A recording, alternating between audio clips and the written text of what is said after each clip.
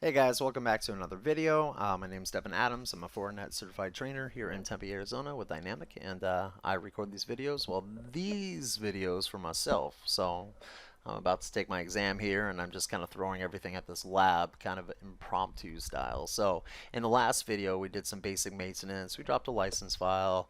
We looked at revisions. Good times there. We set the host name. We set the system time name.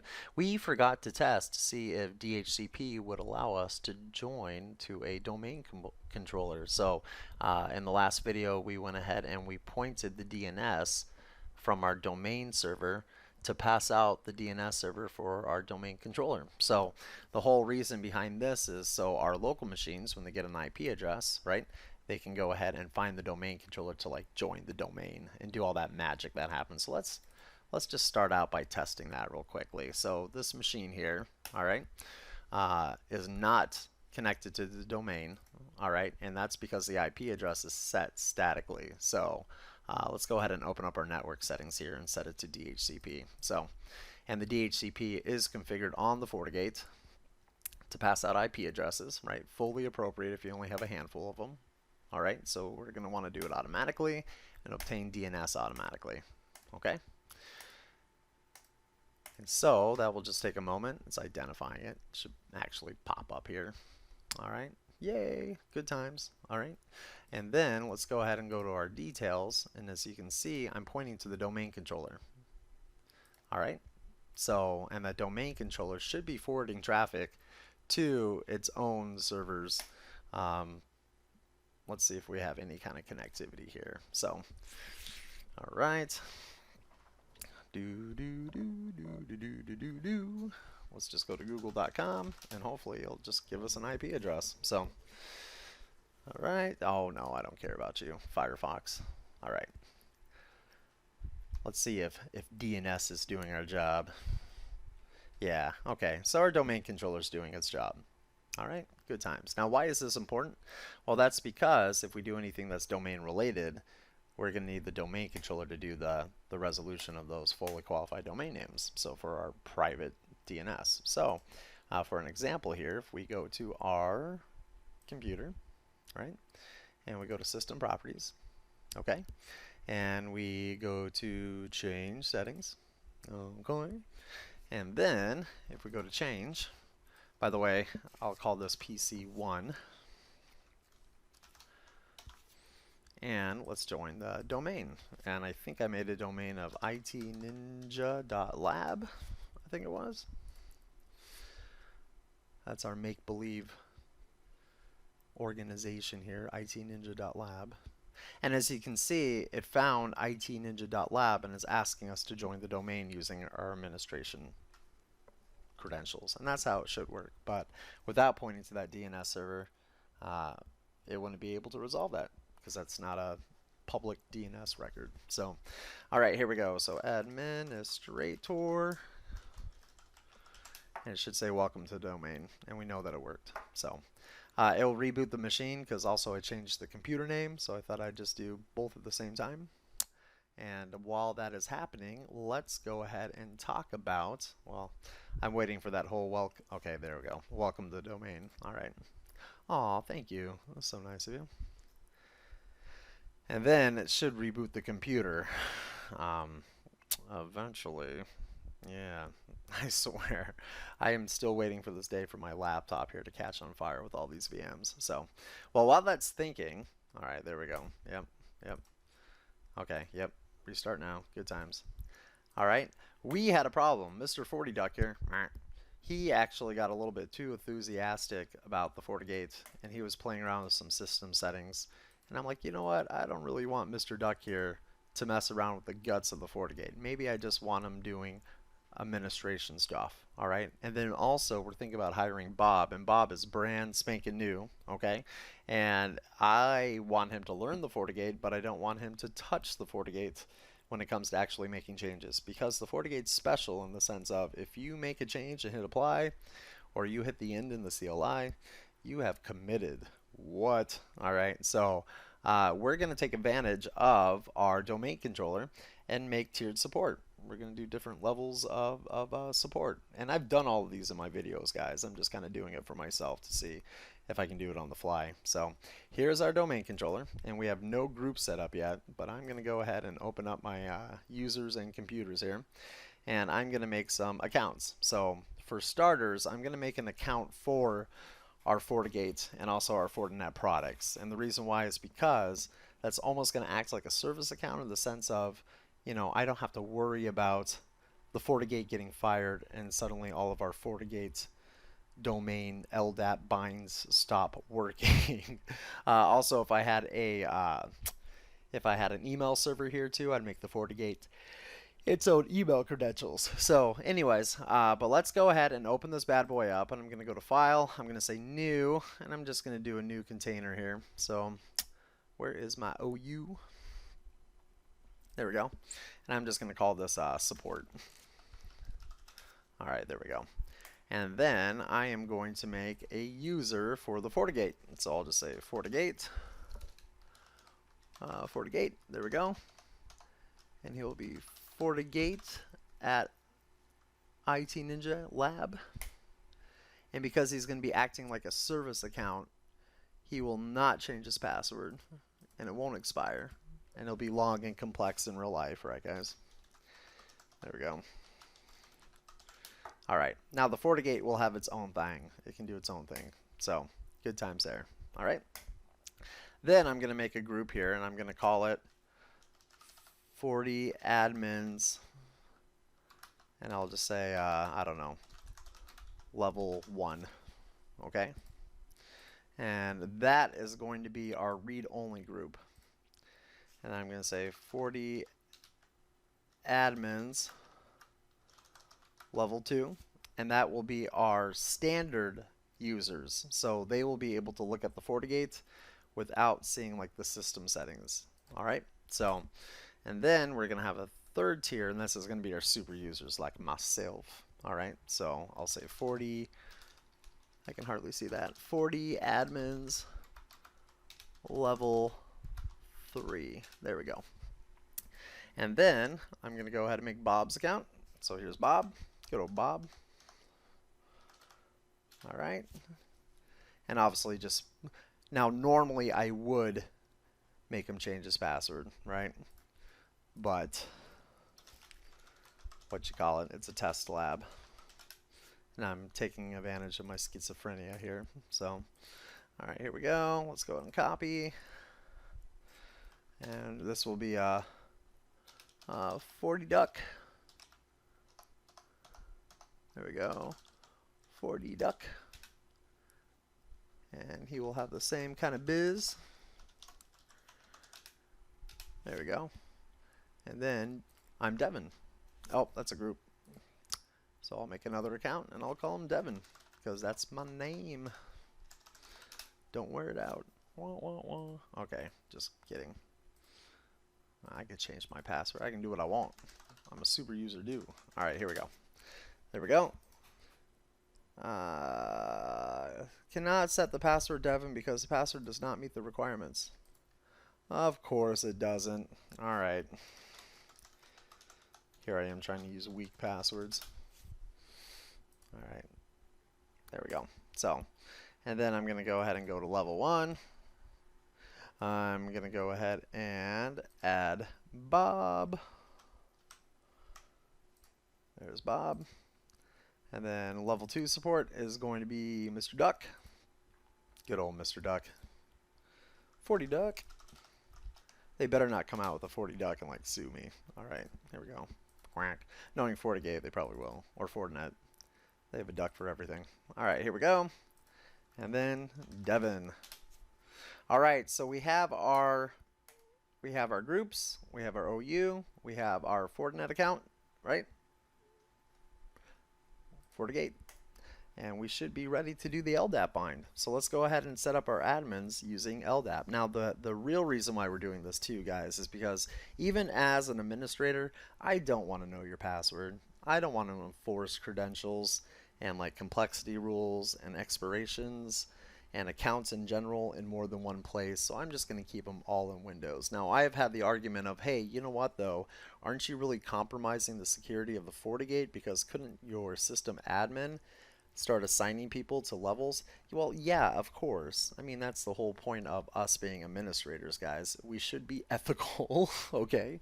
And there should be things like separation of duties, there should be change management, there should be proper onboarding, offboarding, checklists to do, so on and so forth. In fact, I almost like the idea that the duties are separated and you have to go through someone else to do these permissions. Of course, a level 3 or a super admin will have these rights, but we shouldn't even be there unless we're making actual changes to the FortiGate's configurations anyways. So I'm just saying that because those are excellent arguments that we've had in class, and it really comes down to your environment, your integrity, your actual policies, like your security policies that come from the top. So wah. Let's keep going. All right, guys, ready?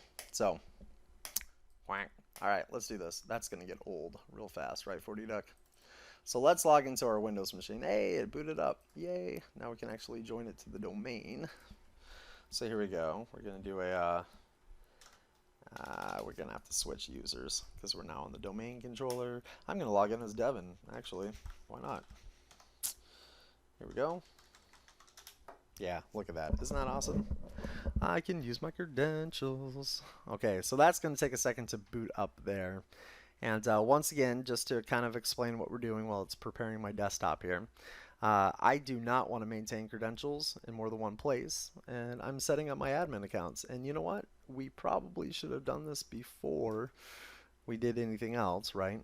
In real life, that should be one of the first things out of the box. You take away that admin account that's out of the box that you can't delete, you know, maybe take it offline and just have it kind of like as a backup in case we'll use excuse me guys, when we lose access to the domain controller, and you know, maybe we have to log into the FortiGate locally. So all right, so here we go.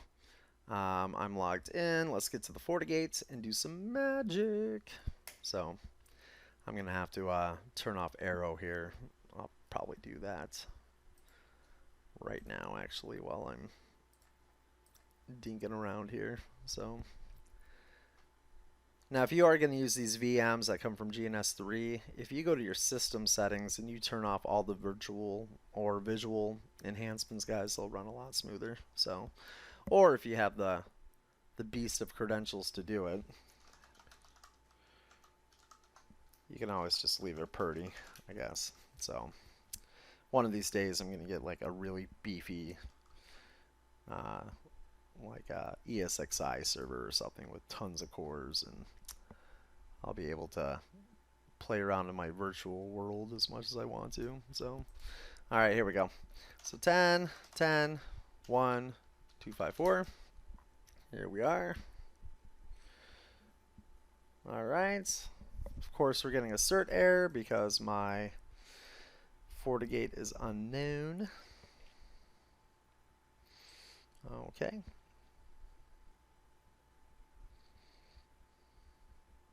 All right, there we go. So admin and then my password, because we haven't set up any admin accounts yet. So okay. And here's our FortiGate.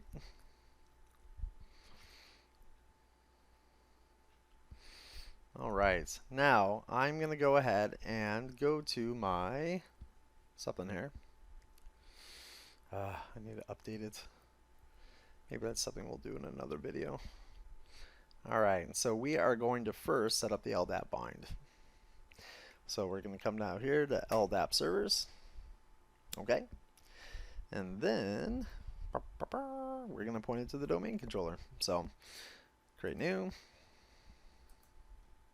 And I'm a big fan of actually calling it by its host name. itninja.lab. There we go. That way it'll make sense to us. And it's going to be 10.10.1.10. All right, we're going to use just LDAP, our common name. Now remember, guys, if you're using the common name or your login name, common name is going to be the full name. Your login credentials or what have you is going to be SAM account name. All right, so don't forget that. And a lot of people will fudge it up here trying to do the distinguished name of where you start the LDAP search. I suggest just doing the bind first because you can do it just by your username. And I'm going to say FortiGate because remember we made it its own account.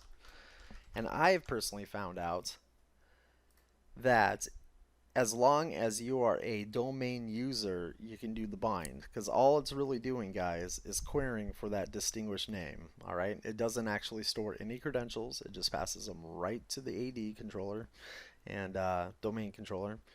And yeah, check this out. We can now pick where on our tree to start our search. Okay, and you know what? I'm gonna just pick it from the top. All right, but if you have a specific site or a certain OU, or if you want to skip all these user groups and just hop right to users, you can do that. There's our support. Here I'm going to do the top of the tree just to give us more flexibility later on. So, and guess what, guys? We just set up an LDAP bind. What? Pretty cool, huh? So, and now to get our tier support, because remember Bob is going to be one tier, and then FortiDuck is going to be the second one, and then level 3 is going to be me, the super user. So you actually have to start here with user groups. All right, so we're going to create that first level 3. So I'm just going to say you know what, I'll just call them by their levels. I know what it's talking about. So, and now normally we could pick ones that are stored locally on the FortiGate, but you know what, I don't want to know your credentials. I don't want to manage your account. I'm just going to say, hey, if you log in and you come back from the domain controller as what? As a part of this group, and you have to right click and say add selected, by the way, guys. If you got to see a green there and hit OK, I'm going to go ahead and associate you with this local firewall group. That way we don't have to maintain accounts in more than one place.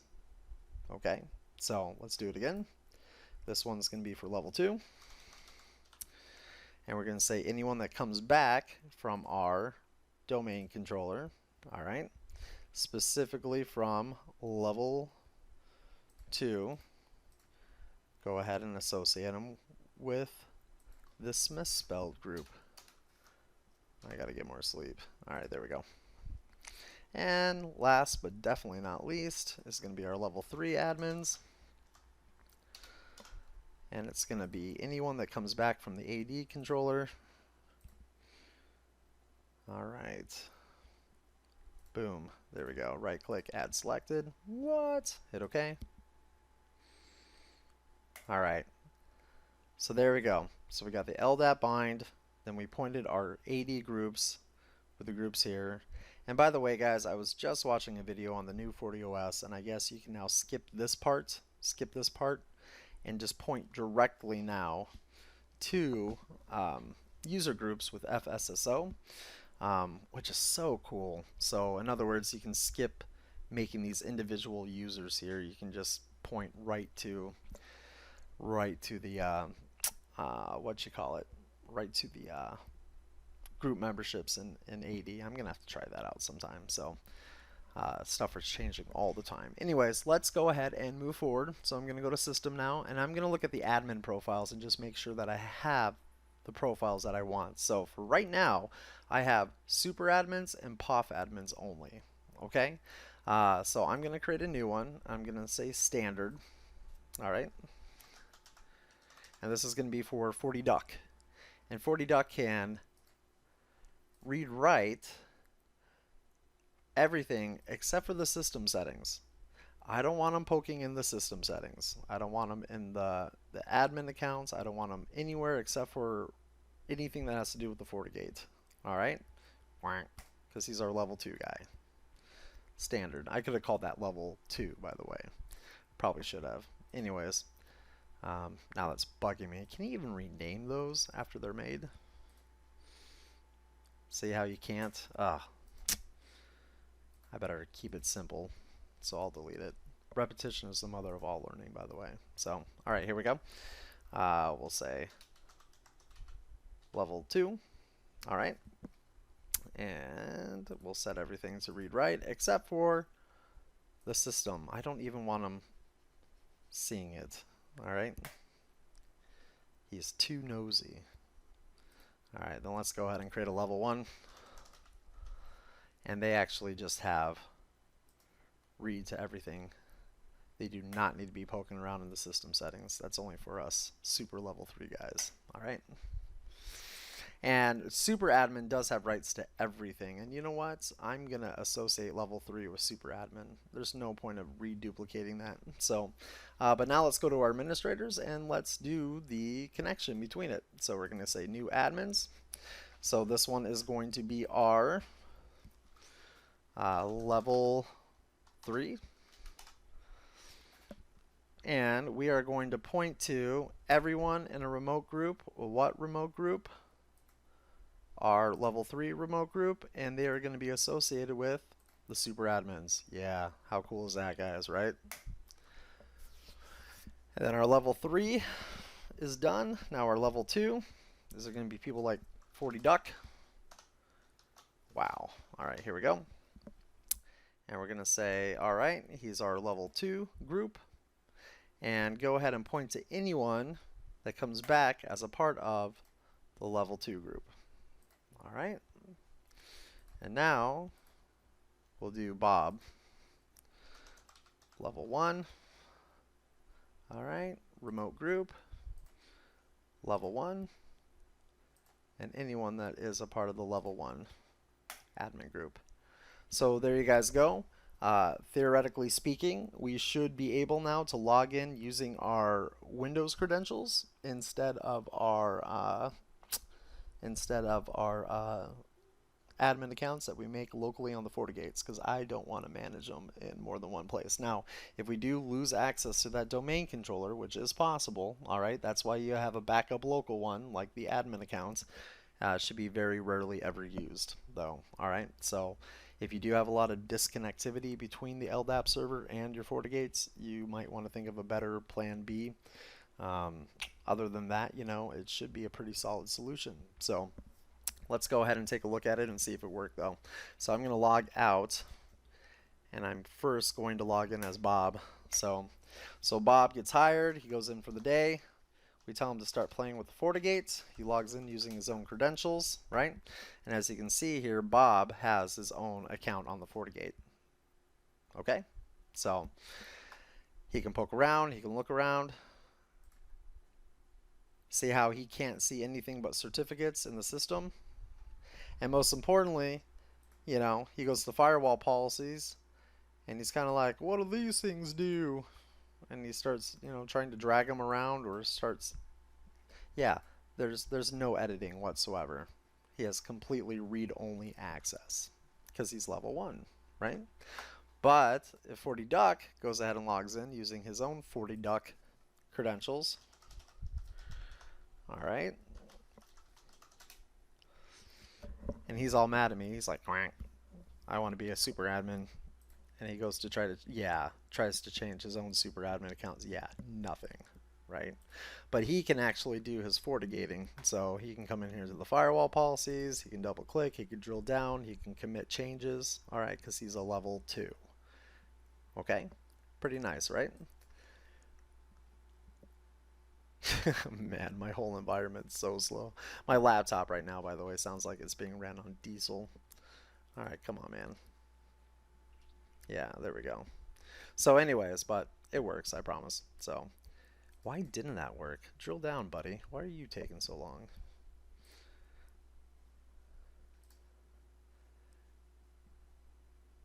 Come on, you can do it. Yeah, I have no idea why that's taking so long to load. By the way, while that is loading, though, I'm actually going to real quickly drop down the visuals on this virtual machine. All right, here we go. Advanced system settings. I forget I'm logged into a domain controller now. All right, let's see here. Performance. See how they're all turned on. Ugh. Best performance. Hit OK.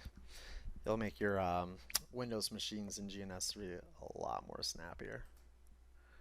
Even though it looks like it didn't.